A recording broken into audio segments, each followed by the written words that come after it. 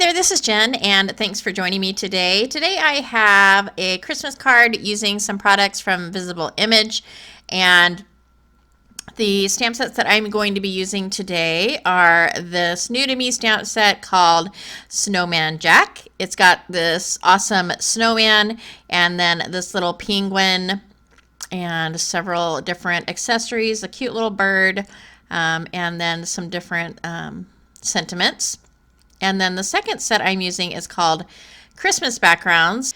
And there are two background stamps in this set. One is more of a scripty writing, and then the other is kind of a more like a word background, I guess you could say. I'm going to go ahead and do a little bit of heat embossing. So I have taken my card panel and I am prepping it with my anti-static bag.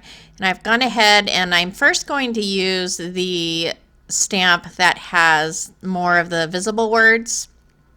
And I will use some Versamark embossing ink and go ahead and ink and stamp that up. And then I'm going to move that to the bottom portion of the card just to make sure that I have full coverage. And I'll go ahead and ink that stamp up and then stamp that bottom portion. And then I'm going to grab the scripty stamp and I'm just going to put that right over that ink that I just stamped.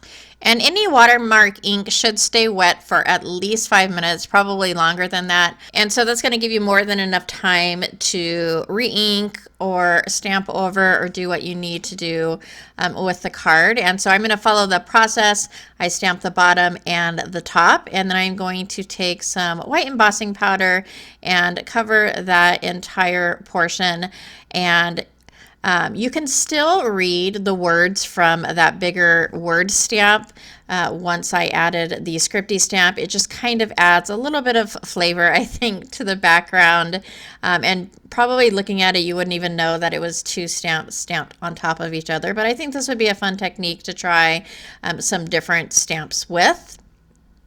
And then once I have melted the embossing powder with my heat tool, I'm taking some Lavinia Elements ink in the color Mermaid, and I'm taking my blending tool, just starting from the bottom and going towards the top. I wanted the ink to be a little bit darker on the bottom, so I concentrated a heavier blend on the bottom than on the top. And then I took some VersaFine black ink and I stamped the penguin, and then on top of the penguin I stamped the little bird image, which is so cute. And then I'm just doing some really easy coloring using Tombow. So I'm adding the Tombow mainly in black for this image, and then taking my water brush and just blending that out with water. And then I will take my cutter bee scissors and fussy cut this image out. I like to go really slow when I fussy cut. Sometimes when I get in a hurry, it doesn't look so good. And so I found that going slow and taking my time really helps to get a better cut around that image. And then I'm going to start assembling the card. And so I'm using this piece of glitter cardstock. I didn't want to use the entire piece, so I just cut out a frame using some nesting dies. And then I cut out a piece of white cardstock, and the ink blended panel will be adhered on top of that white cardstock, and that whole piece will be adhered on top of the silver paper, which just gives a nice silver border around the outside of the card. And then I had this strip of just scrap silver paper, and so I went ahead and I put that horizontally across the card, and I will add a few foam circles to the back of my penguin. I am having a hard time coming up with words this morning.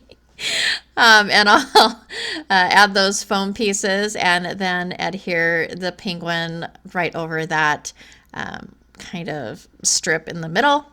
And then I created a sentiment with my Dymo label maker, and it just says love and joy. So I will go ahead and adhere that to the bottom. And then I'm going to add a few sequins.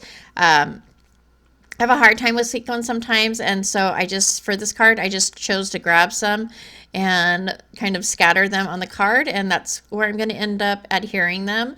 I think it kind of turns out better when I do that anyhow. If I put too much thought into it, it just drives me crazy, and I don't think it looks good. And so a lot of times I just like to scatter the sequins and fall where they may, and that is where they are going to be adhered.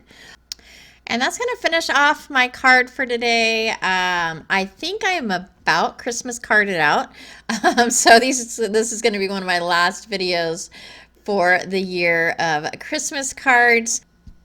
But I hope you enjoyed this video. If you did like it or find it informative, I would love it if you would give a thumbs up. Leave me a comment below. I love reading the comments. I hope everyone is doing well. Thank you so much for spending some time with me today, and I hope to see you next time.